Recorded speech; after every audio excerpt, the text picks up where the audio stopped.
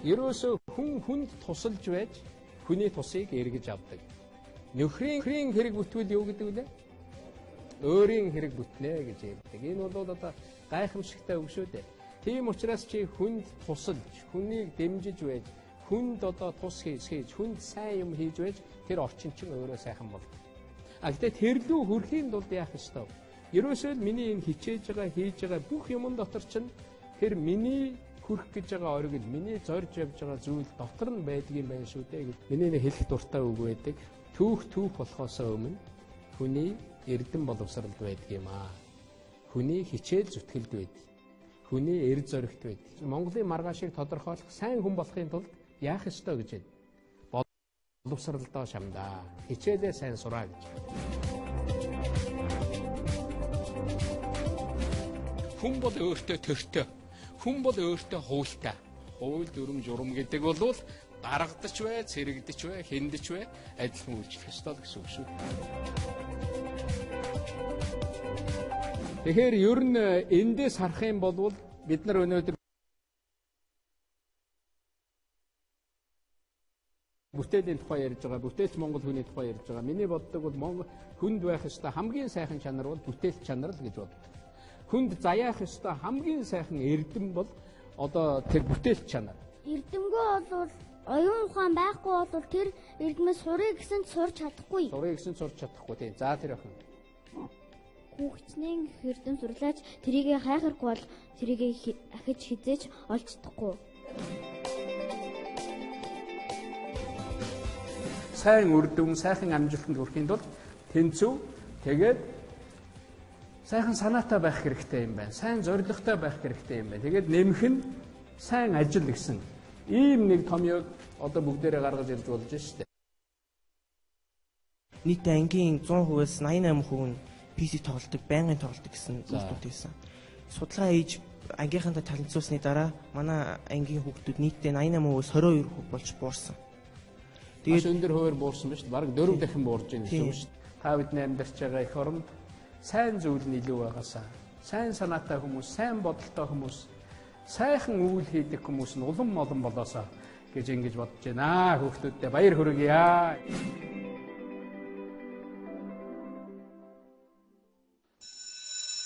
Сайн байцгаана уу эрхэм үзэгчдээ. Сайн байцгаана уу хүүхэд багчуудаа. Монголынхон нийт эцэг эхчүүд, багш сургууль хүмүүжүүлэгчид, оюутан сурагчид та бүхэндээ 2016-аас 2017 оны хичээлийн шинэ жилийн мэндийг дэвшүүлье. Зуны зугаатай өдрүүд ард хозорч, эрдэмд шамдах их аяны эхлэл 9-р сарын 1-нд бид золгож байна. Жил үрийн энэ өдөр улс орон даяараа нэгэн ангийн сурагчид болж төрийн тэргүүнийхэн хичээлийг сонсдог уламжлалтай. Ингээд эрхэм хүндэт багшаа эрдмийн саруул танхимдаа угт авцгаая. За сайн байцгаана уу хүүхдүүд. Сайн байна уу? Сайн байцгаана уу? За сайн байна уу? За.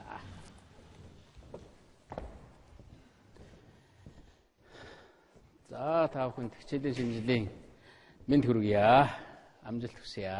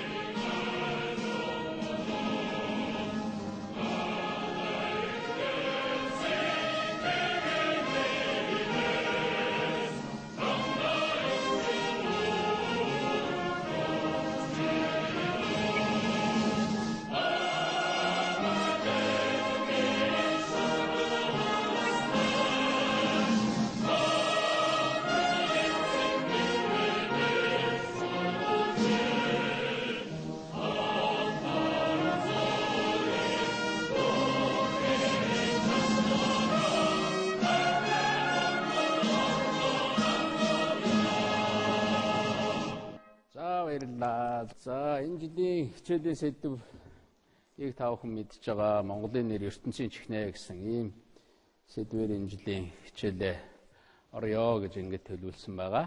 Хүүхдүүд маань энэ зүүн сайхан амарсан бахаа гэж бодож байна. хичээл сургуульдаа ороход одоо хүн бүхэн сайхан ёроол хэлдэг. Хүүхэд бүхэн өөрийн хүсэлтэд ирдэг. Тэгээд энэ жилийн энэ хичээлийн жил хүүхэд бүрийн маань хүсэл биелсэн. Нэг бол одоо тэр хүсэл нь биелэхэд маш ойртсон ийм сайхан жил байгаасаа гэж ингэж бодож байна. Ингээ хичээлээ та бүхэнд амжилт хүсэж хамгийн сайн сайхныг хүсэж нээе.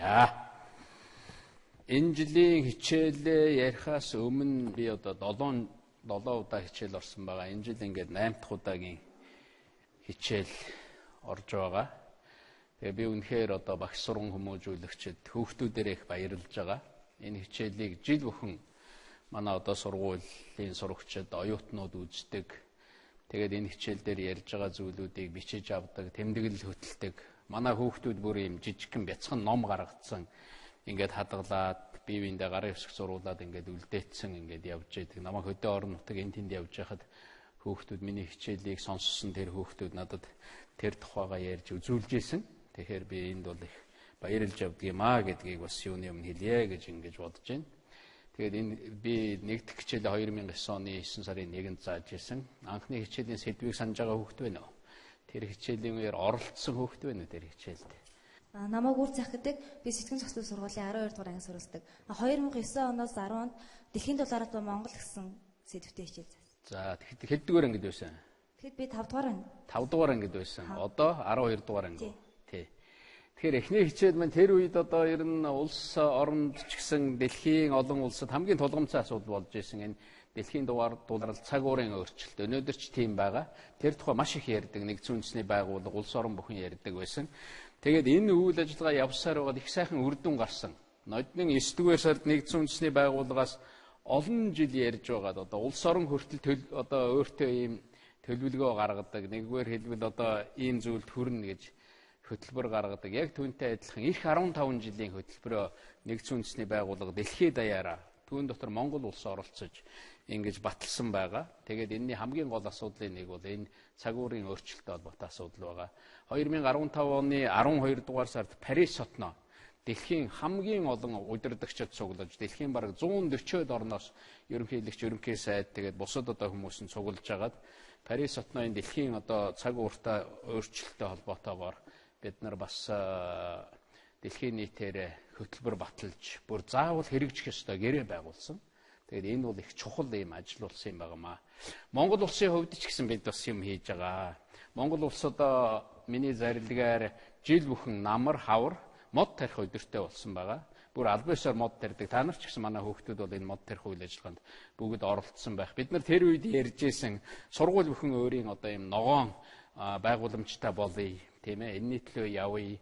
Энэ тухай одоо сэдвээр хичээл ярьдаг болъё, оролцъё гэж ингэсэн. Тэгээ манай сургууль бүхэн, сум аймаг бүхэн, тэр бүхэл манай нийслэлч гэсэн энэ үйл ажиллагаанд их идэвхтэй оролцсон. Та бүхэн мэдж байгаа туулгын нааталт нэг зайваас одоо тэр чинь үндэсний цэцэрлэгт хүрээлэн болсон байгаа шүү дээ. Тэгээ хүмүүс их очдог, хүүхдүүд их очдог газар болсон. Аймаг бүхэн өөрийн цэцэрлэгт хүрээлэнтэй болсон. Сумууч гэсэн одоо өөрийнхөө цэцэрлэгт хүрээлэн юм мод тарьдаг, ийм болж эхэлж байгаа. Тэгээд энэ анхны нэг жижигхэн үйлдэлээс өрөөнөөсөө гарахдаа гэрлээ унтраах, одоо бие угааж явахдаа савндж явахдаа хүртэл усаа одоо хаачдаг, шүдээ угааж явахдаа яг сойжж явах үедээ усаа хаагаад таачдаг гэл. Ингээл ийм жижиг зүйлээс эхэлье. Энэ жижиг зүйлүүд чинь явсаар байгаад энэ дэлхийн хүн төрөлхтний амьдралд нөлөөлдөг юм байна гэж бид нар анхан ярьж байсан. Энэнийг манай хүүхдүүд сайн санаж байгаа байх гэж бодож байна. Хоёр дахь хичээл 2010 оны 9 сарын 1-нд орж исэн. Энэ хичээлийн сэдвийг санаж байгаа хүүхд байна уу? Оролцож исэн хүүхд байна уу? За энэ хүү байна. Намайг Жаргал сайхан гэдэг. Би Төв аймгийн хүмүүст сургууль суралцсан 11 бэрийн сурагч. 2009-оос 2010 оны хичээлийн жил та Монгол бахархал гэсэн сэдвээр хичээл заасан. Тий. Тэгээ Монгол бахархал гэж бид нар ярьж байна. Тэгээд Монгол бахархал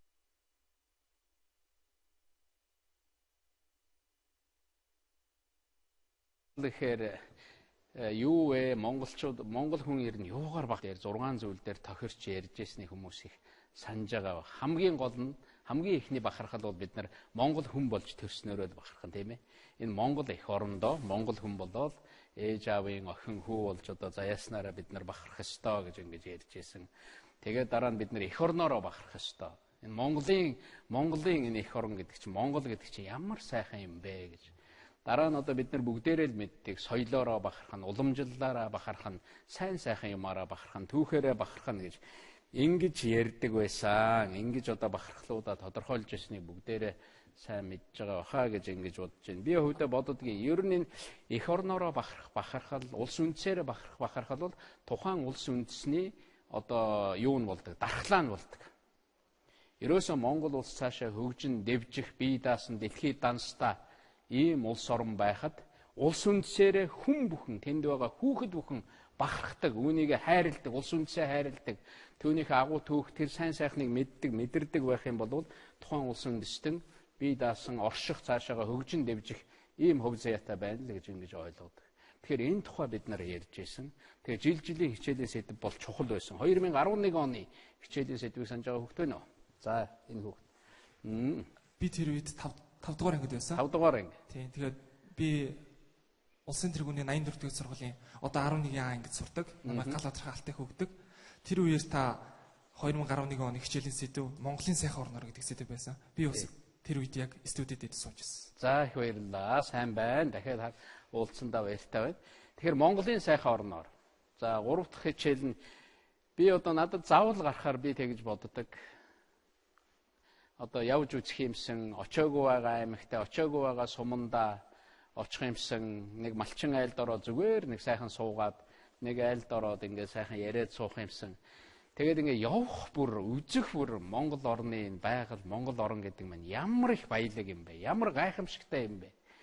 Тэгээ бүр ингээд одоо хүмүүстэй явж байгаад бүр ингээд харуулад ингээд бахархаад, тэрнийг гайхуулаад энэ ямар гоё ус мөрөн уул хадвэ гэдэг ингээд бид нар ярилцдаг хүмүүсийнхаа тухай. Тэгээд тэр үеэр ярьж байхад нэг их сайхан санаа бас гарч манай энэ Монгол телевиз дэмжиж хэрэгжүүлсэн байгаа. Түүнийг та бүхэн их санаж байгаа бох. Тэр үеэр би нэг санал хэлж ийсэн. Ер нь энэ Монголын сайхан орноор говьд төрсэн хүүхдүүд хангаад очоод одоо амьдэрдэг, тэнд очоод сургууль сурдаг. Сургуулийнхаа үеэр нөгөө сурах солилцооны хөтөлбөр гэж ер нь бий болгоё. Энэнийг сургуулиуд маш өргөн хийдэг бай.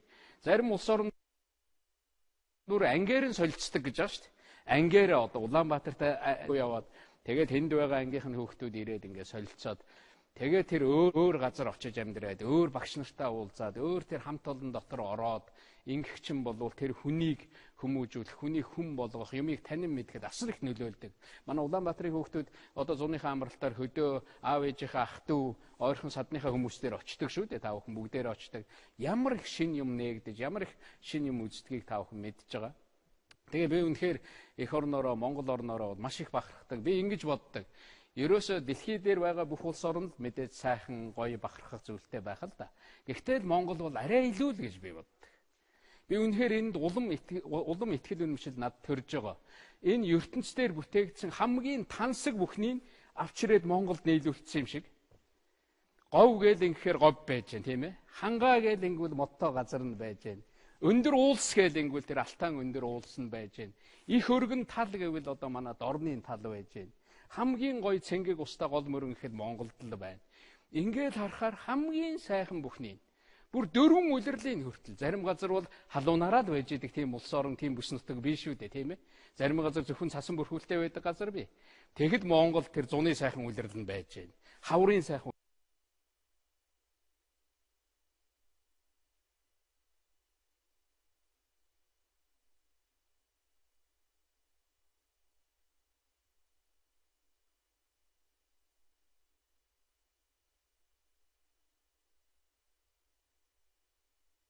улирал нь байна, намар нь байна, өвөл нь байна.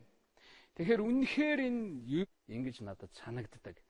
Ингэж санагдаж, ингэж тийм багаасаа одоо хүлээж аваасаа гэж ингэж би хөвдөө боддог. Тэгээд энэ сурах солилцооны хөтөлбөр энэ бүхэн цаашаа яваасаа ээж аав ч гэсэн өөрсдийнх нь ах トゥ өөр нэг аймагт өөр суманд амьдардаг бол хүүхдээ явуулаад тэндээ амьдруулаад нэг сар миний хүү тэнд хичээллээд иргээл сургуультай нь яриад тэнд байгаа өөр нэг хүний хүүхэд танаад ирээл хоноол ингээд хамт байгаал ээж автайгаа байгаад ингээд Улаанбаатарыг үзээд буцна гэдэг чинь бас л хөдөө орон нутгийн хүүхдүүдэд их л том боломж шүү дээ тийм биз дээ. Би л гэхэд одоо 16 хүрээд бүр 8 дугаар ингээд төгсөж орж ирээл хот одоо хотын анхны одоо барааг харж Эрдэнэт хотод анх орж ирж ийм том хот байдаг юм байна. Айлд орж телевиз харчаад гайхаад тэр үе телевиз мэдэхгүй байсан. Телевиз гэдгийг үзээгүй байсан. Телевиз гэж ийм сони юм байд юм байна гэл. Тэгэл тэр дотор нь байгаа машин унаа тэр хүмүүс нь яаж яваад байдгийг дотор нь яаж багтдаг юм болоо гэж гайхдаг байсан. Тэгэхээр та нар бол миний тэр үетэй харьцуулахад энэ орчлон дэлхий чинь маш хурдан өөрчлөгдсөн.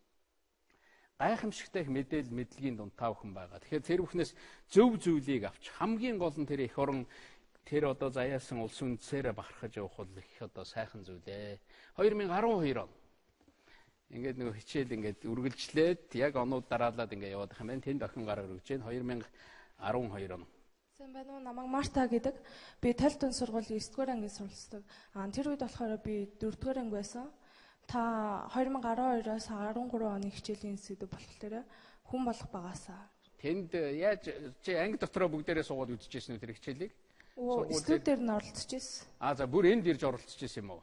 Хүн болох багасаа гэдэг ийм сэдвээр 2012 онд ярьжсэн. Би боддгийн энэ монголчуудын гайхамшигтай уламжлалт оюун санаа бол үеийн үед ингээд хадгалагдаад ялангуяа манай монголчуудын энэ зүүр цэцэн үгэнд тэр мэрэгэн сургаалд бүр ингээд явсаар байгаад хүн болох багасаа гэдэг. Ерөөсө 3 хүн үгэн дотор магадгүй багтаад ингээд хадгалагдсан байдаг. Эхлээл хүмүүс чинь янз бүрийн хүн төрөөл яваад өсөөл хөгжөөл явахдаа хүний хийдэг алдаа хийгээл дутагдал гаргаад ингээд явдаг юм байна л. Тэгээ явсаар байгаад тэгээд одоо ухаарахтаа нэрээ хүн болох багаасаа ерөөсөө л хүүхдээсээ эхлэх ёстой юм байна. Тэр үед бид нэг сайн юм юу ярьжсэн та бүхэн санаж байгаа бах. Би нэг үг бүр чэжилж аваараа бичиж аваараа гэж хэлжсэн. Улсын сайн хүнээсээ, хүний сайн хүүхдээсээ. Ерөөсөө улсын сайн болохоор аливаа улс орн сайн улс орн байна, мундаг улс орн байна гэвэл юунаас шалтгаалах вэ юм? Иргэдээсээ л шалтгаална, тийм ээ?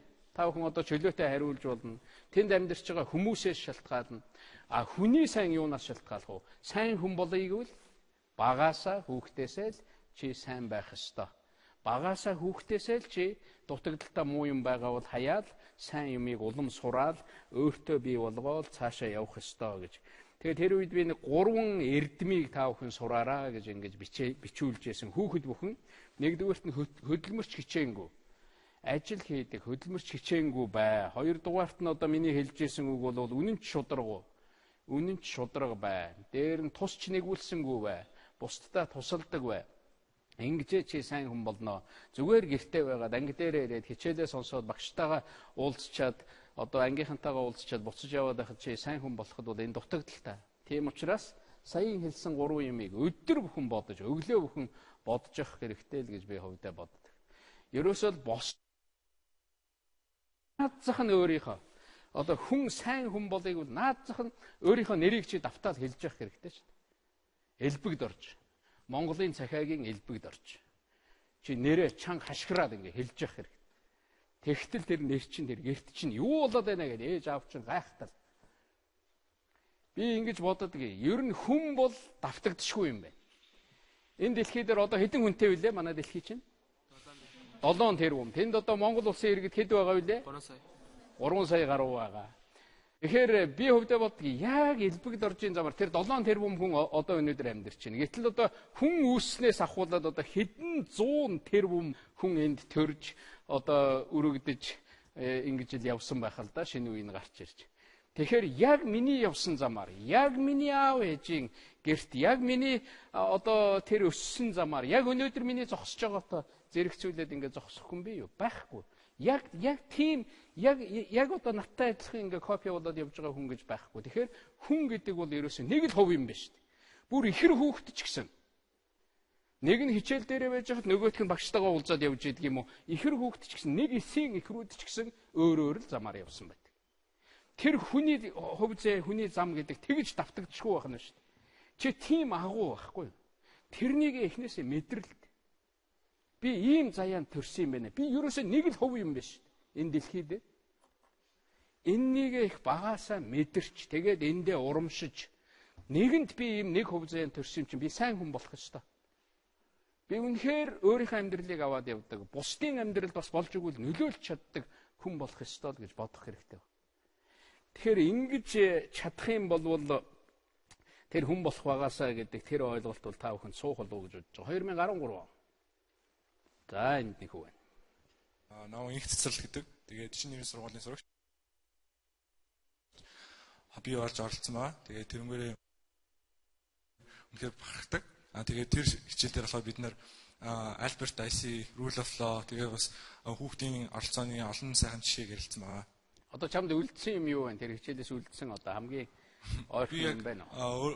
Нөө хүүхдийн оролцоо гэдэг талаар нь хүлээж аваад тэгээд сургуулийнхаа нэг сургалтын зөвлөлт өгдөг байсан. Тэрийг ашиглаад тэгээд сургуулийнхаа дүрмэнд нь болохоор нөгөө нэг эко орчин бүрдүүлэх талаар нэмэлт даалт оруулж ирсэн. За их баярлалаа. Сайн байна. Тэгэхээр энэ хуулийн засаглал хүүхдийн оролцоо гэдэг нь нэг тийм том сэдв юм шиг санагдаж магадгүй. Ер нь хүн болвол ерөөсөө ганцаараа амьдрдаг хүн, ганцаараа явдаг хүн гэж энэ хорвоо дээр байхгүй. Ерөөс багаасаа хүүхэд болоод хинтэй ч харьцахгүйгээр наад зах нь ээж автайгаа харьцаад эхэлдэг, ах дүүтэйгээ харьцаад эхэлдэг. Тэгэхээр хүн бол юу дунд амьдрдаг байх нь вэ? Хүмүүсийн дунд л амьдрдаг. Нэг л хүүхдүүдийн дунд л амьдрна. Тэн дундаас юугаараа ялгарх вэ? Би сая Олимпиад явах гэж байгаа тамирчидтай нэг юм захижсэн. Та нар бол зохион байгуулалтаараа ялгарх ёстой. Та нар бол хувийн сахилгуудаараа ялгарх ёстой. Та нар бол тэр нийтийн тэр дүрм журмыг яаж сахиж байгаагаараа ялгарч явах ёстой монголчууд бол. Бүхэл дэлхий дээр бүхэн сайн хүн болохын төлөө явж байгаа шүү дээ. Ялгарх юм юу байж болох вэ манай үндэстэнд? Бид нар бол нийтийн тэр дэг журм сургууль дээр танаа сургууль юугаараа ялгарх вэ? Чи сургууль дээр юугаараа ялгарх вэ? Сургуулийнхаа дүрмийг хэрхэн хэрэгжүүлж байгаагаараа. Сургууль дээр хэрхэн бие зөв авч явж байгаагаараа. Тийм биз дээ. Тэгээд гэрээсээ сургууль руугаа явж байгаа тэр явцдаа. Тэр муу юмнаас анги байгаагаараа. Хуулиар хийж болохгүй л гэсэн юм хийж болохгүй.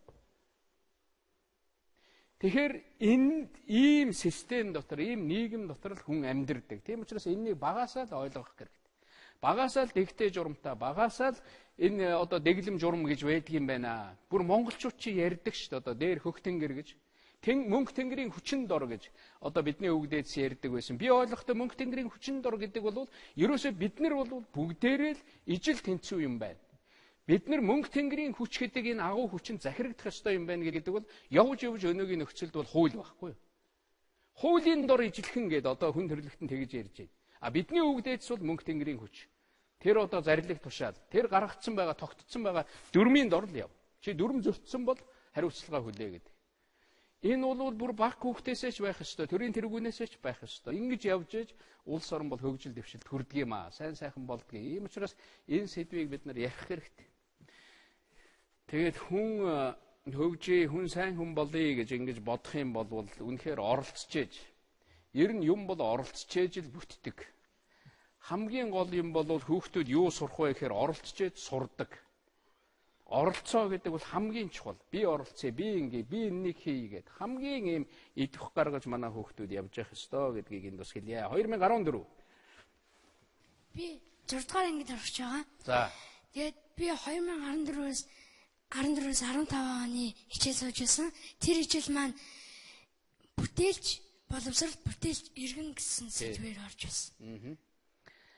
Тэгэхээр ягаад тэр хичээлийг бид нар ярьсан бэ гэхээр ер нь манай боловсролын одоо энэ тогтолцоо систем өөрийгөө сайжруулах гэж шинжлэх гэж жил бүхэн яриад байгаа. Хүүхдтэй зааж байгаа энэ хичээлээ яавал өрөөгөөчтэй байх вэ? Яавал хүүхдүүдтэй илүү юм сургах вэ? Яавал манай хүүхдүүд бусад улс орны хүүхдүүдтэй адилхан болж игэл илүү байх вэ гэдгийг л ярилцъя гэж ярьж байгаад би бол түүнийг дэмждэг. Хүүхдийг ер нь өөрөөр нь сургуулъя. Одоо багш орж ирээд багш бол хамгийн чухал хүн. Энэ боловсролын салбарт багшаа өргөлж хүндэтгэж явах ёстой. Багш бол тэр хүүхдийг хөгжүүлэхэд тусалдаг хүн байгаа юм л. Тэр хүүхдийг боловсроход нь тусалдаг. Хүүхдийн хамгийн ойрын дотны туслагч. Хүн оролцож одоо та бүхний хичээлүүд дээр тэгжил явж байгаа бах. Химийн хичээл, математикийн хичээл, бусад одоо хичээлүүд дээр та бүхэн өөрсдөө хийгээд өөрсдөө ярилцээ тэр нийгмийн салбарын хичээлүүд тэхийн бол та нар илүү ойлгодог. Зүгээр нэг хүн орж ирээ самбар дээр юм бичээ заагаад ингээд байвал тэр бол хуулбар болж хувирдаг. Гэтэл тэрнийг өөрсдөө энэ чинь ийм учиртай Монголын нэр ертөнцийн чихнэ гэж энэ нэрээ юу гэсэн үг вэ? Энд одоо Монгол улс яаж оролцох юм? Яаж юу гэсэн утга цаана нагуулгаж байгаа юм болоо гэж хичээлдээ суухтаад өөрөө бичээл өөрөө оролцоод ингээд эхлэх юм бол та бүхний энэ одоо мэдлэг бол цаашаа улам сайн болно л гэж ингэж л бодож байсан. Тэгээ бид нар нэг гэр гэж үлгэр ярьж байсан санаж байна уу? Гэрийн тухай те. Энэ гэр гэдэг бол ертөнц чинь ерөөсөө явж гэр юм байна. Гэр гэдэг ингээд ханаа дугуйлаад одоо тэр бүхнээ барина гэдэг чинь хамтын бүтээл юм байна. Гэрт амьдрын гэрээ босгоно гэдэг чинь эв нэгдэл юм байна. Хамтарч хөдөлмөрлж ээж бүгдээрээ урагшаа явах юм байна. Хамтарч зүтгэж хүндрэлтэй асуудлаа шийдэх юм байна гэд. Тэгээд гэрээ нэг 5 ах トゥ одоо үний нэг нь тооны нэг нь аваа явуулсан чинь дараа нь салхи болоо шуурга болсон чинь одоо бүр дараад болохгүй болохоор бүгдээрээ авчирээд гэрээ босгоо. Тэгээд дотор нь сайхан амьдэрдэг гэрийн тухай нэг юм үлгэрийн тухай бид нар ярьж исэн жишээлбэл. Тэгэхээр ингэж өөрөө өөрийгөө нэг үлгэр нэг юм сонсохтол тэндээс нэг сайн юм бол олж авахын төлөө манай хүүхдүүд явбал их зөв байхаа гэж бодож байгаа. 2015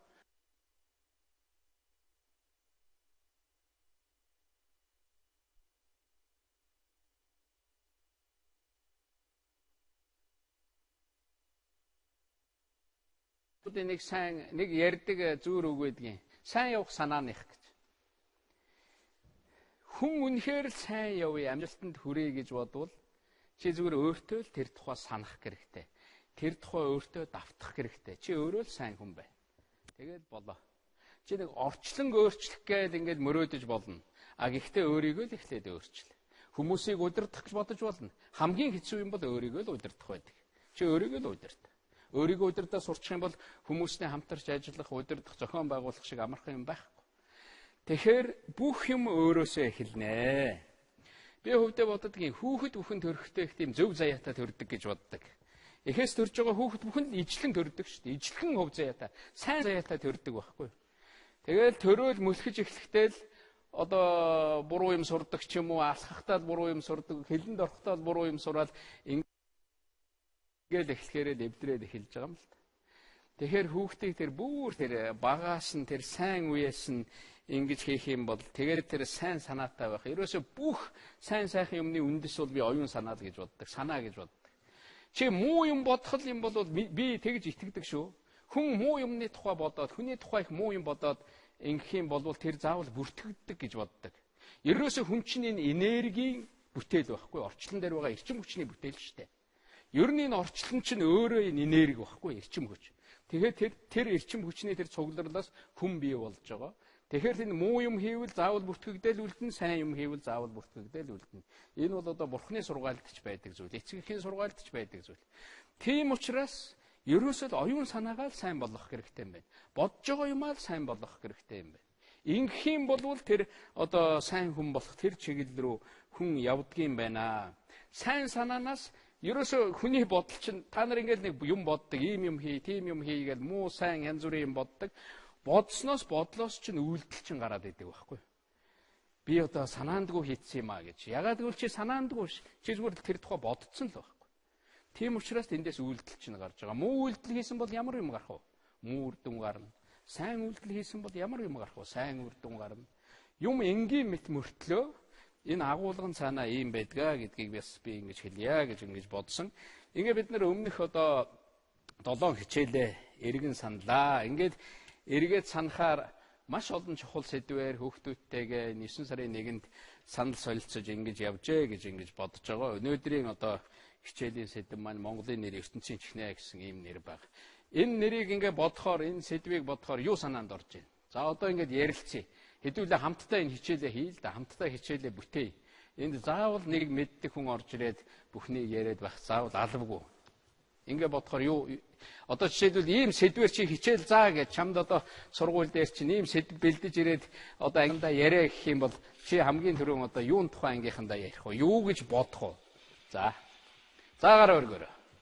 Ер нь энэс эхэлдэг. За энэ хүү. Монголын нэр ертөнцийн чихнэ гэдэг одоо энэ үгийг би их л сонсоод Монгол их оронд маань явж байгаа жуулчд хамгийн түрүүнд санагдсан л да. Тэгээд одоо өмнө жуулчтай бодоод ирэхээр жуулчд юун дээр ирдэг вэ гэхээр мэдээж Монголын үдсгэлэнд байгаа сайхан орноор одоо намайг ч гэсэн хөдөө орнотгаар одоо бас их орныхоо гайхамшигттай танилцаа явж хахад цуг танилцаа явж идэг. Мөн бас хамгийн түрүүнд орж ирж байгаа нэг зүйл наадам. Мөн тэр одоо дэлхийд байхгүй одоо 93 наадмыг тэр жуулчид тэр гадныхан ирээд гайхамшиг тий. Жуулчин гэдээ болохоор юу хамгийн түрүү юу бодогдож байна? Бид нар яамааргүй байна. Жуулчин хүний нүдэнд наацханд байгаль хогоо хаймааргүй шүү дээ, тийм үү? Одоо ингээд гадна дотн одоо миний хамгийн их сэтгэл зовоодог юм болов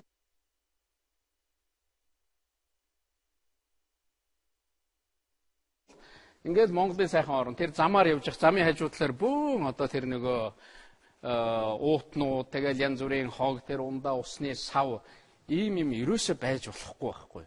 Би хөвдөө боддгийн Монгол хэдий тогноосоо салж болох уу? Манай энэ засаг захиргааны нэгж бүхэн тэнд удирдах байгаа тэр засаг дарга бүхэн энэнийг одоо дэвтэр дээр бичиж авах ёстой.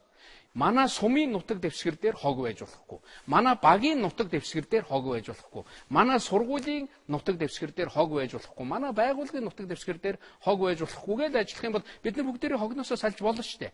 Тэнд нь тэр хогныхын савыг байрлуулаад багийнхаа нутаг дэвсгэр дээр тавьсан байгаа хог энэ тэрэ одоо хамтдаа гараа түүчдэг, хамтдаа гараа алга болгочдөг. Тэндээ хүмүүстэй сануулад хогоо хаях гэж байвал энэ лүү хаяараа энд манай энэ дэрвэл энд хийгээрэй гэл ингэх юм бол Монгол хогноосоо салж боломжтой байхгүй. Нөгөө Монголын сайхан орон гэдэг ингээд жуулчин хүрээд ирсэн харсан чинь ингээд хөдөө явсан нэг сайхан хөдөө үзэх гэсэн чинь дүүрэн хог. Нэг суурин газрын захаар орсон чинь дүүрэн хог, дүүрэн замбраагүй юм. Тэгэхээр яг үнэн одоо бид нар нэг юм нэр сонсоод жуулчин гэдэг юм санаанд ороод жуулчин гэдэг санаанд оронгуутал яавал бид нар Монголоо сайхан харуулах уу гэл энэнд би яаж хөв нэмрээ оруулах уу?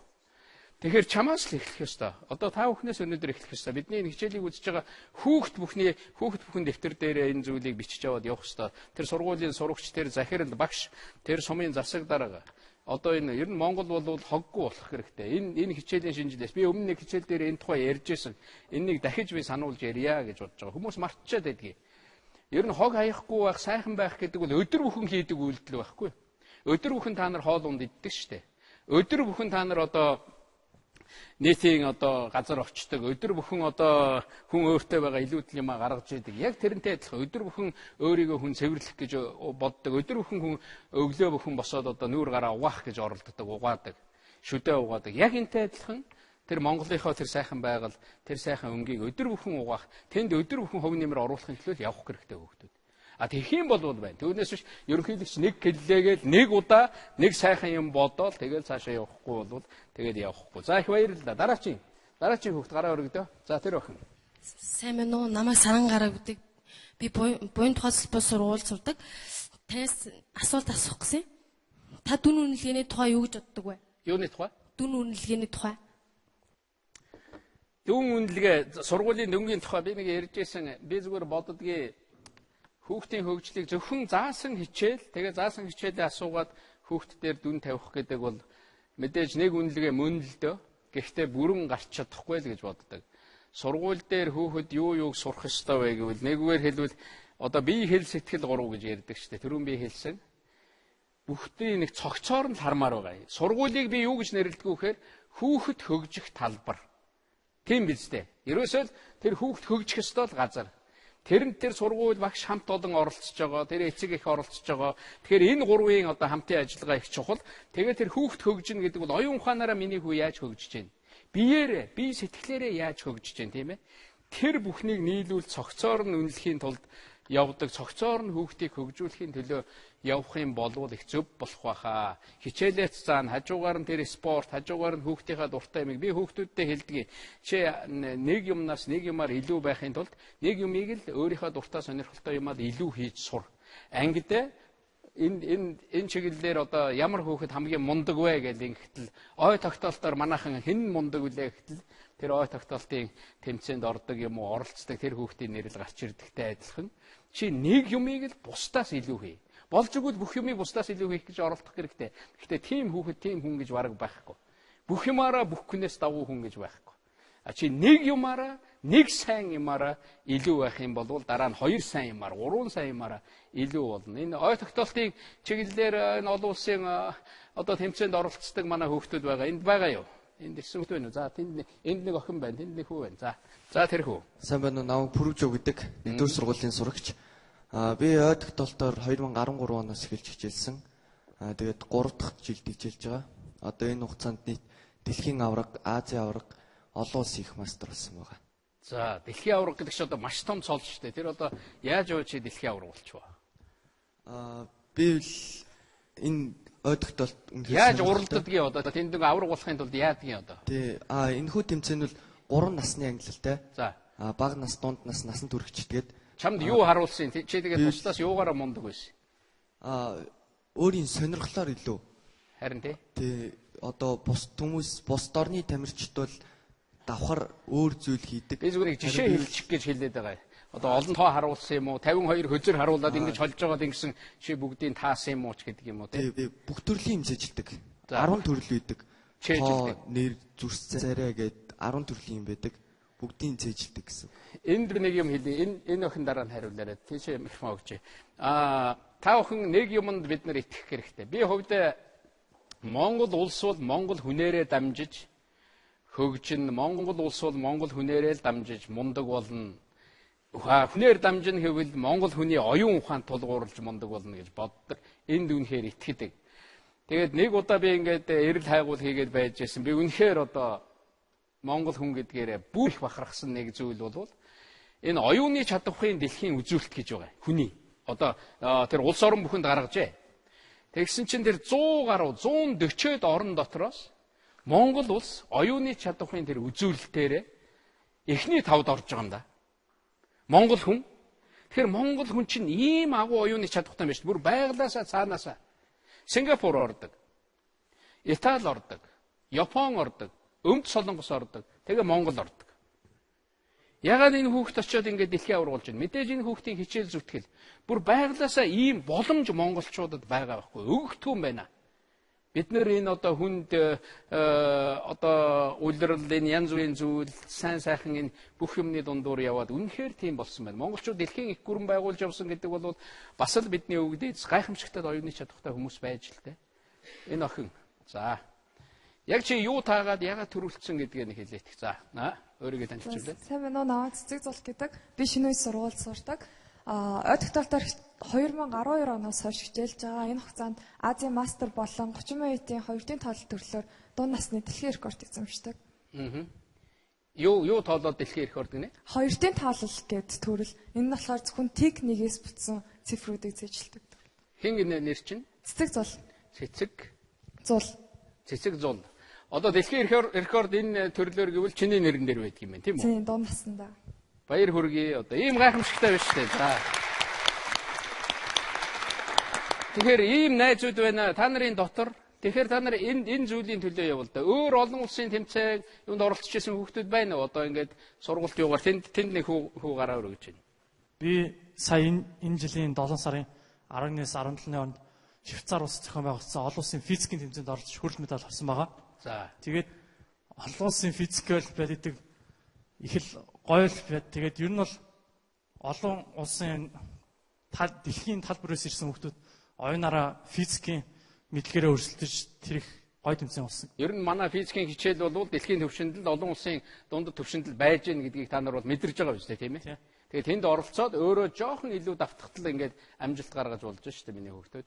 За өөр хүүхд байна уу? За би нэг юм олон биш үү? За энд нэг охин байна, энд нэг хүү байна ингээд ийм сайхан одоо мэдээнүүд, ийм сайхан зүйлүүд сонсоход сонсож байгаа хүмүүст хүртэл их сайхан байдаг. Би шатрын спортоор хичээлээ 4 жил болж байгаа. Би дэлхийн аварга болж исэн. Хэдэн наснда? 8 наснда. Өөх 8 насны дэлхийн аварга. Тэгээд Азийн аваргын 3 алтныг хүрэлтэй. Баяр хүргэе. Мондог байна манай хүн. Дүүргийн аваргаас дэлхийн аварга хүртэл алтан медаль надад бүгдээрээ байдаг. Яг ч ингэ шатар тоглодог болсон юм. Багаас аав ээж чинь заасан юм уу? Өөрөө сурыг гэж бодсон юм уу? Тэгэхэд аав байна хоёр л тоглодог байсан. Тийм үү? Тийм. Аав чинь тоглодог. Тэгээд миний охин шатар тоглоороо гэсэн юм уу? Хэдэн настайгаас эхэл тоглосон юм? Би 6 настайгаас эхэл. 6 настайгаас эхэл тоглосон. Ер нь хүүхдүүдийн нэг хийх ёстой сургууль бүхэн дээр нэг байх ёстой зүйлийг би хувьдаа шатар гэж боддог юм шүү. Ер нь энэ чиглэлээр боловсролын яам засгийн газартаа ярьж байгаа юм хөтөлбөр хэрэгжүүлэх юмсан сургууль бүхэн дээр, сум бүхэн дээр манай суурин газар бүхэнд шатрын юм хөлөөбүүд, дугуйлангууд ажилласаа би гэж боддог. Шатрын миний нэг ойлголт бол шатар хүнд юуг сайн өгдөг вэ гэвэл төвчээр суулгадаг байхгүй юу? Тийм биз? Одоо энэ хүүхдүүдийг аваачаад нэг юмны ард суулгачаар л ингээд нэг аав ээж чинь хэлдэг штэ. Тэгэл өтцсөн юм шиг ингээд дороо юу яагаад ерөөсөө чи сууж чадахгүй ингээд шатар тоглодог хүүхэд бол тэр тухайга бодоод маш их төвчээртэй болдог. Тэгээд энэ амьдрал энэ бүх юмд маш олон хөвлбөр байдаг юм байна. Одоо та нар нэг бодоод би гэж нэг ийм газар төрөөд, би гэж нэг ийм айлын хүүхэд болоод, би гэж нэг ийм сургуульд яваад гэл ингээл амьдралдаа нэхэл бухимдангуй хүүхэд явж иж магадгүй шүү дээ. Гэтэл чамд ямар олон боломж, ямар олон хөвлөр байгааг чи харахгүй л байгаа байхгүй. Чи зөвхөн өөрийнхөө тархи зөвхөн харж байгаа хэсгээр л бодоод бухимдаад уурлаад яваад шүү дээ. Тэгэхэд ийм боломж байгаа байхгүй. Тэгэхээр энэ бүхэнд сургадаг, тэр шийдвэр гаргах боломжид. Улс үндсээрээ шатар тоглодог байх юм бол чам шиг багасаа ингээд шатар тоглодог байх юм бол энэ монголчуудын оюун ухаан бол улам мундаг хөгжнө. Тийм учраас энэ сургууль, суурин газар бүхэн энэ одоо шатрын энэ спортыг дэмжээсээ ийм дугуйлан бүлгэмтэй байгаасаа гэж боддог. За тэнд нэг охин гарвал. Миний хувьд бол саяхан зохион байгуулсан Рио 2016 Олимпийн наадам усан сэлтийн төрлийг Монгол улсаа төлөөлж оруулсан дэмэрч байгаамаа. Манай ишүү шүү дээ. За мундаг байна. Гоё байсан те. Тэнд оролцоод байсан. Том айгуу гоё тэмцээн бэлээ. Тэгээд өөрөөсөө мундаг том тамирчтай ингээд энэ зэрэг цувралтна гэдэг маш нэртөр хэрэг байсан миний хувьд. Тэгээд 50 бол 50 м-ийн өрөөр далах сэлтээр Монгол улсын рекордыг шинжлэн тогтоосон. Гайхамшигтай. Фелпс энтрийг харсан уу? Тэгээд холоос харж байсан үстэй те. Эмэгтэй тэр мундаг усан сэлдэг тамирчид их мундаг байсан. Их баяр хүргэе. Улам их амжилт хүсье. Ахын дөө мундаг байна. Би оюутан байхдаа хүүхэд байхдаа усан сэлд сурах юмсан гэж их боддог байсан. Тэгээ манай тэр миний одоо байсан зэрэг сумын тэр нэг газар нэг жижигхэн ийм одоо булаг ийм юу байсан. Тэгэл тэрэнд л одоо өвөл хавар болоод нөгөө зум болоод дулаараа л ирэхээр тэрлүү бүгдээрээ очдог. Эхлээл нөгөө нэг хөвд сурах гээл бид нар чинь дараа нь тэгээ сэлд сураад тэгээ оюутан байхдаа бассейнд болж өгөөл явдаг. Одоо явахыг их боддог. Усан спортыг би бол асар их дэмждэг. Хүнийг өв тэгш хөгжүүлдэг. Үнэхээр одоо гайхамшигтай спорт л та. Зүгээр л энэ спортоор биш зүгээр л энэ чиглэлээр хичээлдэг хүн наадзах нь л эрүүл байна. Маш сайхан. Одоо бүхэл тэр стресс муухай юмыг ус аваад үлддэг. Би тэгж итгэдэг л дээ. Намайг Луатрын төс гэдэг. Би тэгээ сан сургуулийн 12 дугаар ангид сурдаг. Тэгээ багасаа математик, физик олимпиадаар хичээллээд сая гарттай цуг физикийн олон улсын олимпиад яваад хүрэл медаль аваад Монголынхаас анхны хүрэл медаль авсан эмэгтэй болоод бас олон улсын олимпиадад хамгийн залуухан шагналсан сурагч болсон. За баяр хүргэе. Мундаг байна. Хэдэн орон оролцсон тэр олимпиадад? Хэдэн орон оролцсон? Сая 16 онд Швейцарт зохиогдсон олон улсын физик олимпиад. Хэдэн орон оролцсон? Хэдэн улс? 80-аад ороо оролцсноос манай Монгол орн болохоор яг ойролцоогоор 20 дугаар байранд жигсэн 80 орноос. За мундаг байна. Баяр хүргэе тий.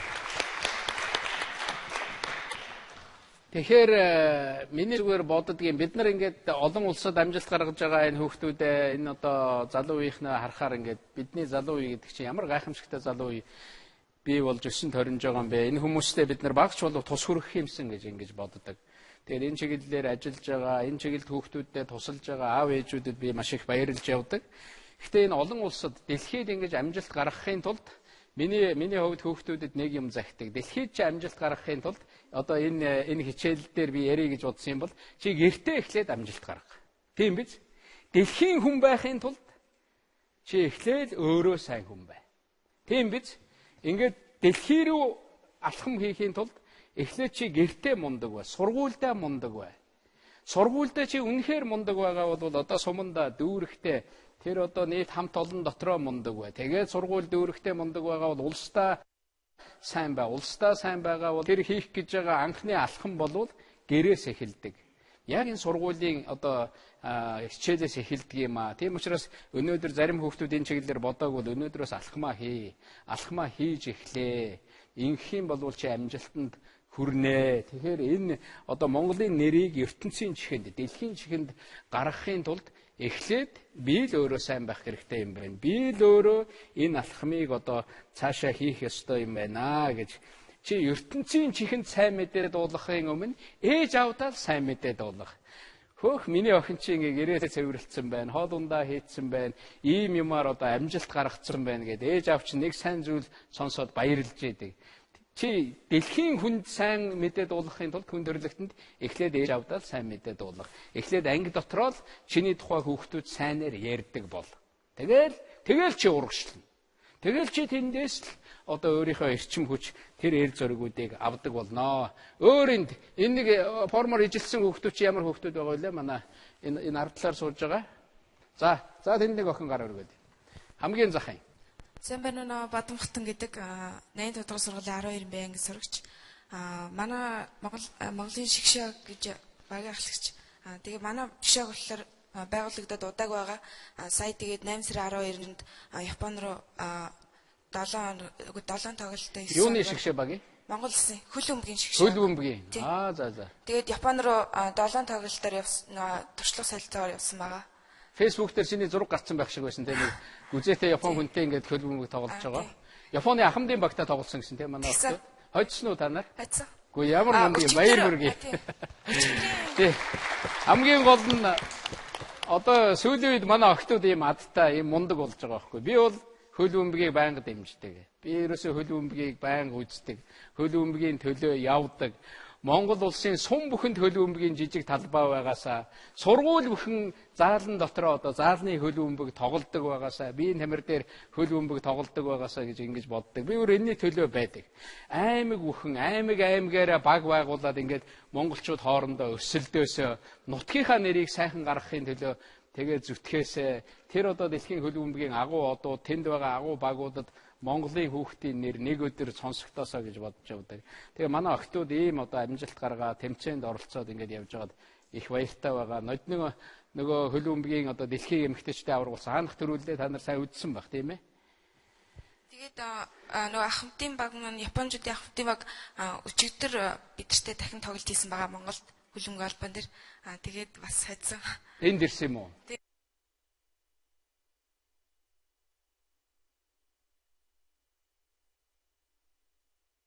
Сайн цоноо хэдүүлээ. За манай энэ хүүхдүүд их сайн мэдээ надад дуулгаад байгаа. Нэг нь та нар ямар тэмцээнд оролцсон юуныхаа тухай нэг нь ярьда.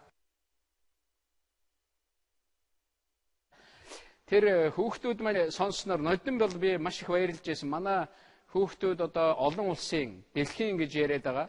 Үнэхээр дэлхийд энэ насанд зохион байгуулж байгаа.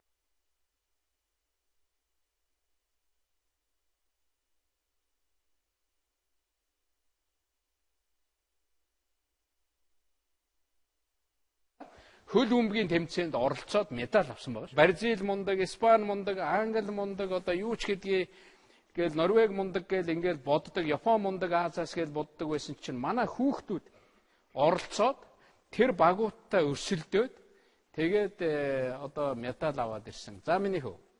Намайг шинэ хоёр идэг. Би 97 дугаар сургуулийн одоо 7 Б-д орно. Тэгээд бид нар болохоор замын үе тэмцээнд явж ирсэн. 2014 онд явж ирээд авраг авсан байгаа. Тэгээ бас 2010 гэдэг онд бас тантай хамт нэг айлчлалаар нэг хойц солонгос. Тий, хойц солонгос явж айлчлалаар. Тэгэхэд хамтаа явсан уу тий? Хойц солонгост бид нар очиод 50,000 хүн цугласан стадионд. Яваад орсон чинь 50,000 хүн ороо суудсан. Хойц солонгосын багийнхан байсан тий. Тэгээ би тэр хаалга руу н очиод ингээд бөмбөг өшгөлж оруулж исэн. Тэгээд нээгээд хойц солонгосын багийнханд бөмбөгөө бэлэглээд манай хүүхдүүд тоглоод хойц солонгосын хөл бөмбөгийн багч мундаг шүү дээ. Одоо бид нар солилцоо хийх тухай ярьж байсан. Ер нь энэ лүү ингээд шилөөт цав гарахаар би одоо маш их анхаарнаа. Хөл бөмбөгийн төлөө бүгдээрээ зүтгэнэ. Хөл бөмбөгийн сургууль бүхэн хөл бөмбөгийн багтаа болоосоо, октийн багтаа, хөвгүүдийн багтаа болоосоо гэж бодож байгаа. За. Монголчууд чинь ер нь уул хаданд их гүйдэг, явдаг юм улсууд шүү дээ. Манай хүүхдүүд бол тэр хаданд авиралтанд манай тамирчид бол гарах байх гэж би бодож байгаа.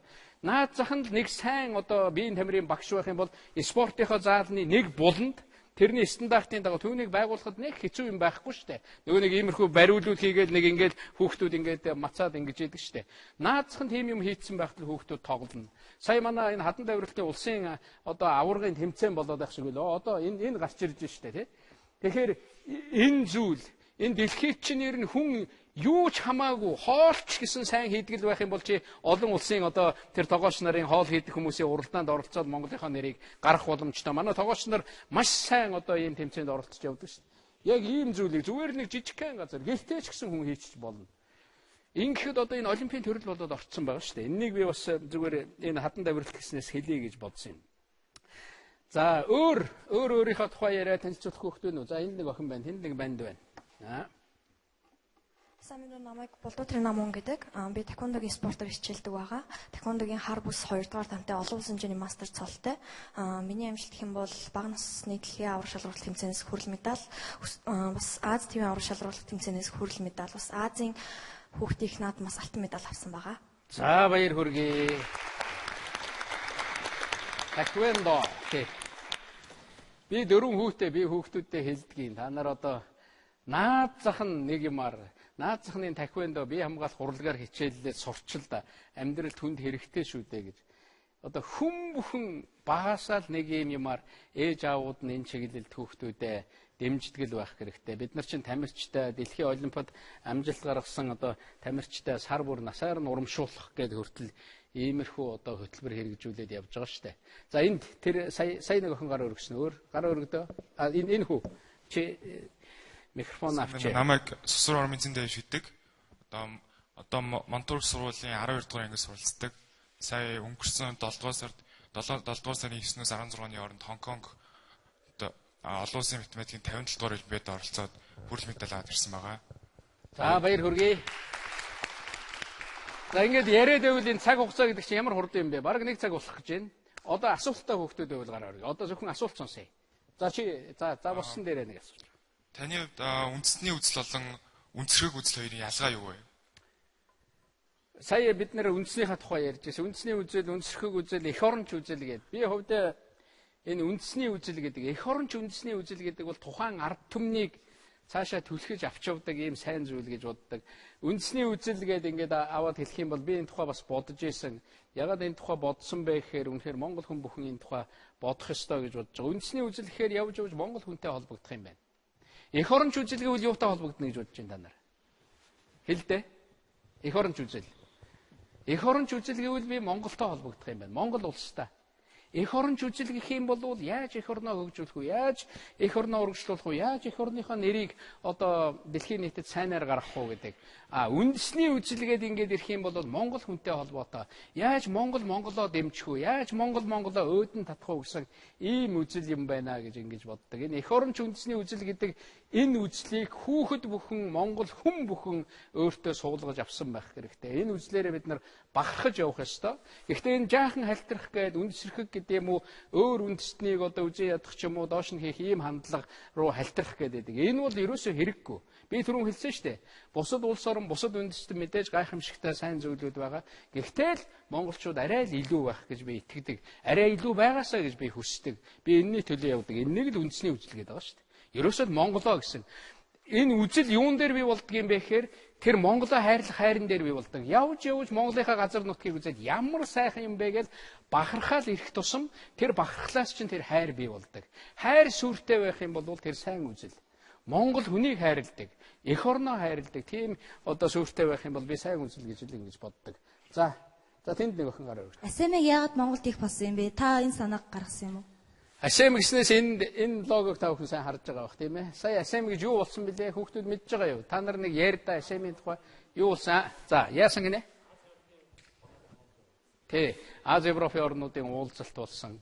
Монгол бол Азийн улс. Тэгээд энэ Асемээр би зүгээр хамгийн энгийн хүн ер нь энэ тэнд явж байхдаа та нар ч гэсэн тэгдэг байх. Ямар хоол идснийг хамгийн түрүүнд сандаг. Энэ айлд яваад орсон чинь ямар гоё бууз хийж өгсөн бэ? Ямар гоё хоолтой байсан бэ? Тэгсэн Монгол дээрээ би тэр Асемийн янз бүрийн хурал уулзалт болоод тэр хоол одоо тэр Асемийн зочдод зориулсан хоолны газраар явсан монголчууд бид нар бол гайхамшигтай зохион байгуулсан шүү. Бүр 1 км хоёр талаараа ийм одоо хоолны ийм одоо газрууд байгуулад тэгээд 1 км ийм газар. Тэгээ монголчуудаас төрөл бүрийн хоол хийж чадсан шүү дээ. Хүнсний уудаг иддэг бүхэл юмыг Монгол хийж байгаа. Тэгээд тэр бүхнээрээ нөгөө зочдоо дайлсан. Тэгсэн нөгөө Асемд ирсэн одоо гадны тэр одоо олон сэтгүүлчид 2000 гаруй тэр хүмүүс хооллож байгаа шүү дээ. Тэгсэн тэд нар хоорондоо ярьж гин гэж байгаа. Юу гэж ярьж гин гэхээр өмнө нь бид нар Асемд яваад очсон чинь бид нарыг хачиртай талханд очрлуулж ирсэн шүү дээ. Тэгсэн чинь Монголд ирсэн чинь юу вэ? Бүх юм нь ингээд. Бүх юм энэ одоо бид нар дуртай хоол бүхнийг л өгж байна. Тэрний бүр үнэгүй. Цаанаас нөгөө нийлүүлэлтэн дээр нь бид нар компанид мөнгөний төлчихгүй дээ тэр гуанзанд нь. За танах хэдэн бууз хийх гэж байна. Хэдэн буузныхаа үнийг авъя. Тийм ундаа нийлүүлэх гэж байна. Энэнийг аав гээл. Тэгээд очиод би энэ ундаа авъя, энэ юм авъя, энэнийг ууя гэхээр бүгд байж идэг. Тэгээ би бүр орой тэр дундуур явсан чинь дандаа Европынхан сууж байгаа шүү дээ. Тэгээд тэр хүмүүс уцхтал пүүх Монголын хоол. Монголын хоолоор дамжаад Монголын сайхан, монголчуудын энэ уламжил заншил, монголчуудын энэ зочломтгой байдал, Монголд очих юмсан гэдэг энэ хүсэл. Дээр нь АСЕМ-ийн үеэр Монголын тухай Монгол гэдэг нэр орсон энэ мэдээг дэлхийд 5 тэрбум хүн сонссон гэж байгаа шүү дээ. Энэнийг гаргадаг олон улсын ийм байгууллагууд байдгийг. Олон улсын одоо ингээд Монгол гэдэг нэр өдөрт дэлхийн энэ хэвлэл мэдээлэл хүмүүсийн чихэнд дэлхийн улс оронд хэд хүрж яах гэсэн давхарцсан тоогоор 5 тэрбум хүн. Тэгэхээр ёстой нэг Монголын нэр ертөнцийн чихэнд очно гэдэг чинь үүгээр л дамжиж очиж байгаа. Би бас нэг түүх уламжлалаараа бахархаа тэр хүмүүс бахархаасаа гэд тэр мундаг одоо том удирдагчдад нөгөө Монголын хадны зураг гэж одоо хөдөө орон нутгад хадны зураг байдаг шүү дээ. Хадны зурагнаас сэдвлээд яг хадны зургийг хуулаад зураг болгоод өнгөөр ялгаад зурцсан тийм зургууд байсан. 50 хэдэн зураг. Нөгөө 50 хэдэн орны ерөнхий сайдууд. Би тэгээд хуралдаа дуусгахдаа хэлж ирсэн. Монголчууд бол агуу төвхтэй. Хэдэн мянган жил бидний өвгдээд садан дээр ингээд мессеж бичээд бидэнд зураг зураад үлдээсэн байдаг. Тэгээ та нарт ингээд зураг болгоод бэлгэлж байгаа. Нэг нэгийг аваад гараараа гэсэн. Бүр нөгөө ерөнхий сайдууд чи өөрсдөө сугавчлцсан явж исэн шүү дээ. АСЕМ-ийн тухай ярил маш олон зүйл байгаа. Зүгээр л нэг сайн юм бодож олоод хийгээд ард нь гарч чадах юм бол болдог. Хүмүүс юм хийх гэж яхад өмнө нь янз бүрээр л ярьдаг. Янз бүрээр муулдаг. А хийсний дараа сайныг ойлгодог байхгүй. Пөөх ямар сайхан юм болов, ямар гоё юм болов. Тийм учраас урд нь тэр ярьж байгаа, чамайг доош нь хийх гэж байгаа, муу хэлж байгаа зүйлүүдэд одоо манай хүүхдүүд бити автаараа гэж ингэж бодож байгаа. АСЕМ гэснээс энэ Монголын нэр ертөнцийн чихнэ гэснээс би зүгээр энэнийг харуулъя. Та нар энийг таньж байгаа үстэй те. Энэ юмыг энэ юу гэдэг вүлээ? Kindle. Энэ яадаг зүйл вүлээ? Би 8 жил хүүхдүүдэд хичээл заалаа. Нэг юм үлдээх юмсан та бүхэнд нэг юм үлдээсэй гэж бодож байгаа. Одоо энд боловсролын сайд сууж байгаа. Би энэ боловсролын сайттай Монгол телевизтэй яриад хүүхэд бүхэн Монголын сурагч бүхэн энэ хиндэлтэй байгаасаа гэж бодож байна. Энэ зүгээр ном уншдаг. Нөгөө олон номыг чинь энэ лүү хийцэн байхгүй юу? Энэ жоохон охин сургуультай явахын тулд 5 ном цүнхэндээ хийгээд үүрээд явахад хүнд байгаа үстэй. Энэ хиндэл дотор бүх юм орчуул яах вэ? Хөгж явах юм бол энэ хиндэл рүү нэг хүүхэд татаад авах тусам тэр зохиогчийн нэрэн дээр тэр зохиогчийн дансанд мөнгө ороод авах байхгүй. Тэгэхээр Монголын хүүхдийн зохиол, Монголын энэ сурах хүчгүүд гэдэг чинь улам чанар нь сайжирна. Та бүхэн мэдж байгаа Univision-ийн видео одоо сан гэдэг байдаг шүү дээ. Тэнлэг ороод кино үздэг ш гэртээ сонгоод кино үзэж байгаа тийм ээ телевиз дээрээ. Тэгэхэд тэр кино хийсэн хүний дансанд мөнгө нь орж идэг шүү дээ. Чиний тэр төлж байгаа 5,000 төгрөгийн чинь тодорхой хувь нь. Одоо л би чинь зах зээлийн нийгэмд амьдарч байгаагаа мэдэрж гэн гэж манай кино хийдэг хүмүүс ярьж гэн гэсэн. Яг тэрнтэй адилхан энэ хиндлэр дамжуулаад манай энэ бичдэг, юм хийдэг энэ бүх хүн орлоготой болох боломжтой байхгүй. А тэгээд үүгээр дамжуулаад манай хүүхдүүд энэ нөгөө энэ гар утас энтергээл утастайгаа оролдоод хүүхдүүдийн сургууль дээр утастайгаа оролдог бусад газрын ихэнх сургуулиуд дээр энэ хүүхдүүд гар утасыг сургуулийн орчинд барихыг хориглодог штэ. Тэрний оронд энэ хиндлэрэл хиндлтэйгээ оролдоод номоо уншаад сууж явах хэрэгтэй. Энэ интернет рүү орохгүй зөвхөн ном уншина. Тэгээд дээр нь тэмдэглээ хийж болдог. Би ер нь энийг Монголын хүүхэд бүхэнд хүргэх юмсан гэж бодож байгаа. Энэ төслийн төлөө засгийн газартай хамтарч ажилланаа. Та бүхэн дэмжиж гэнэ үү?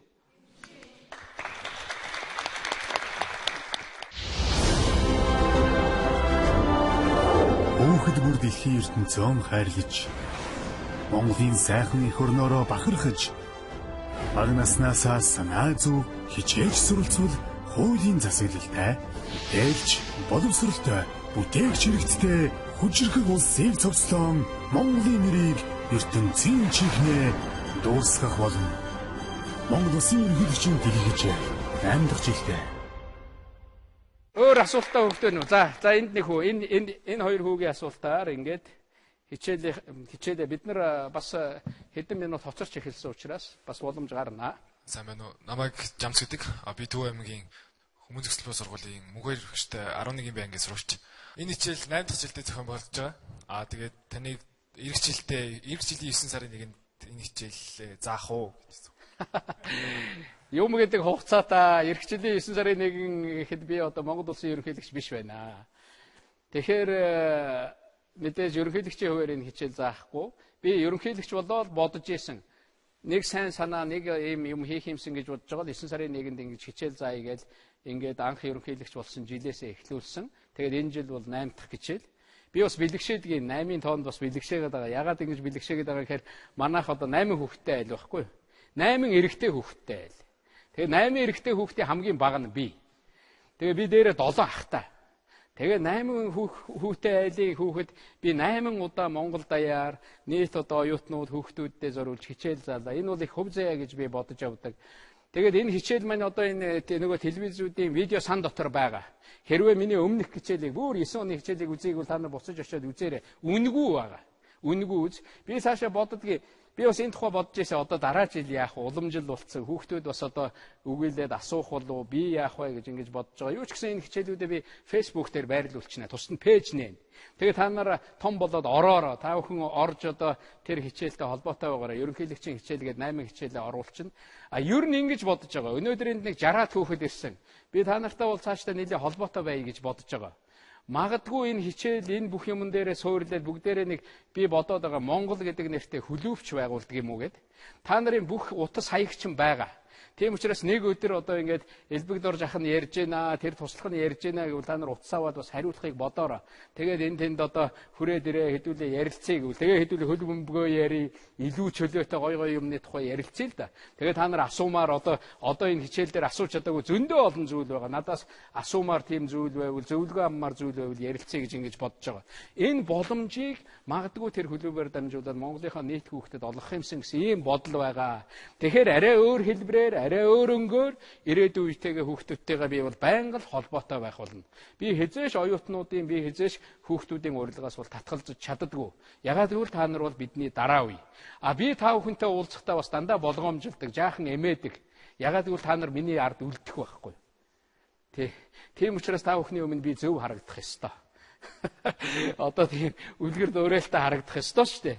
Тийм учраас та бүхэн бол бидний ард үлднэ. Бидний ардын Монгол улсыг энэ эх орноо авч явах хүмүүс бол та бүхэн шүү.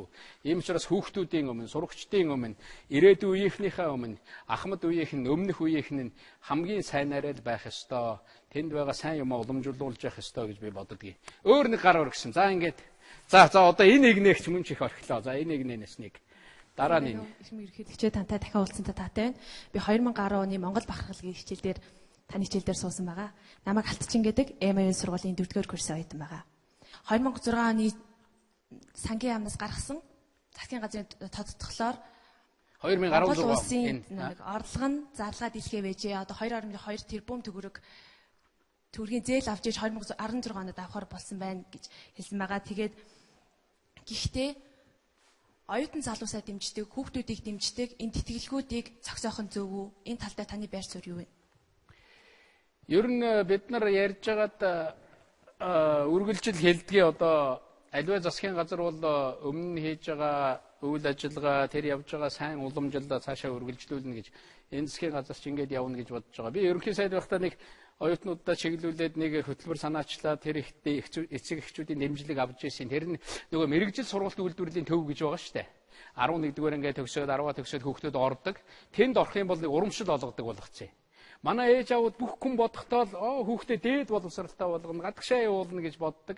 Гэтэл хүн болвол ямар ч ажлыг л сайн хийдэг байх ёстой шүү дээ. Ямар ч ажлыг эзэмшсэн байх юм бол хүн амьдралаа аваад явчихна.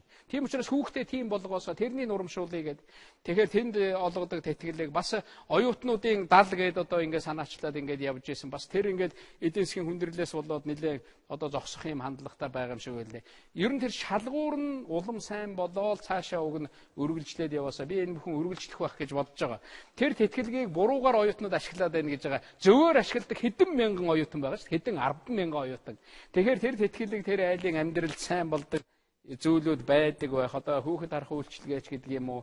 Бас нэг санаачлаг гаргасан энэ дээр манай боловсролын сайд дэмжих байх. Ялангуяа гадаадын дэлхийн нөгөө эхний 100-д тэрний бүр эхний 20-д орох юм бол Монгол улс тэтгэлгийг чинь даая гэж байгаа шүү дээ.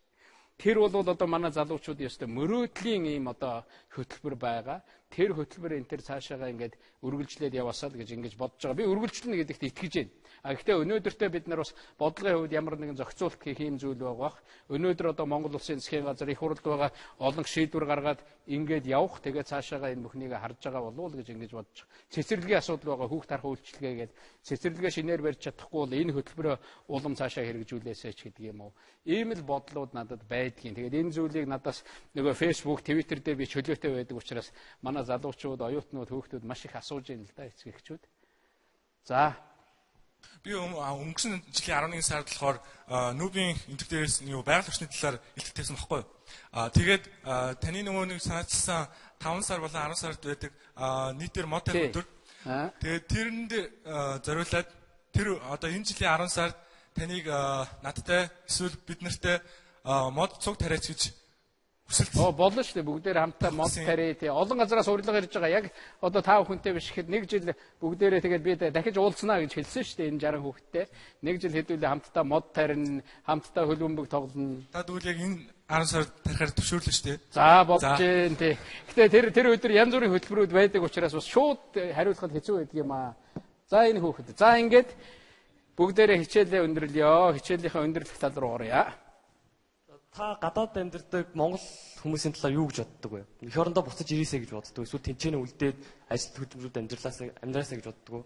Тий, ер нь бол гадна амьдарч байгаа, гадаадд сурч байгаа монгол хүмүүс, гадагшаа явж байгаа хүмүүс бол Монголдо бас л хөрөнгө оруулалт хийж байгаа тийм хүмүүс гэж бодож байгаа. Монголчууд л гэж бид нар хүлээж авах хэрэгтэй.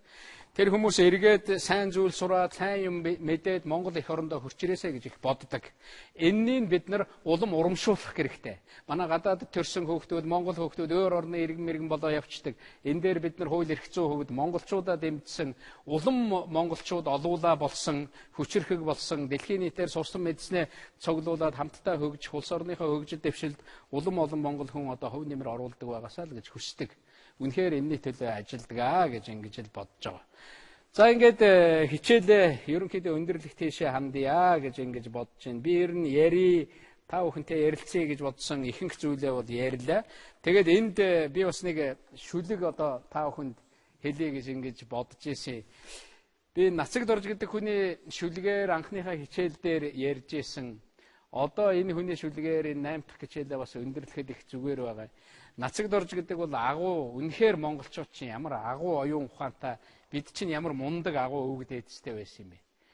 1936 онд энэ шүлгийг өг нь бол түүхийн шүлэг гэдэг нэртэй шүү дээ.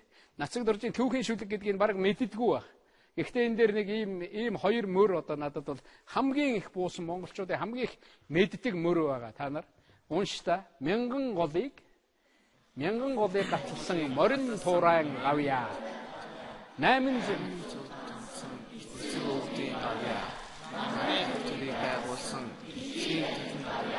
манай өнгөрүүлсэн дүү хүн төрлөختөнд авъя.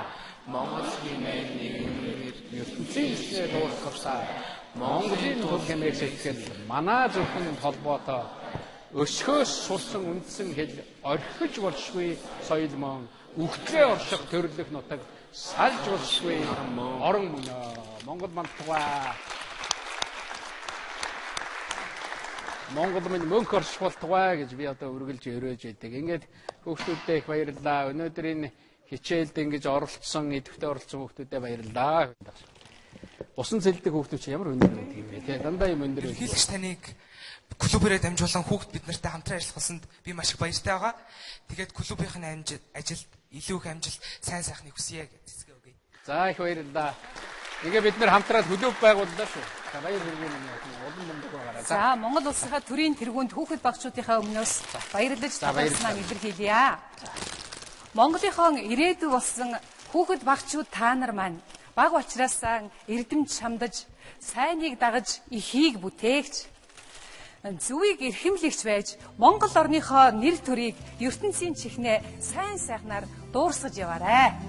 За, ерөөл батарч.